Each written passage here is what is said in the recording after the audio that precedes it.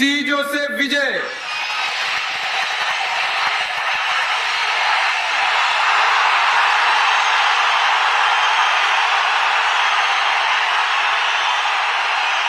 ईश्वराच्या नावे अशी शपथ घेतो की कायद्याद्वारे प्रस्थापित झालेल्या भारताच्या संविधानाप्रती मी खरी श्रद्धा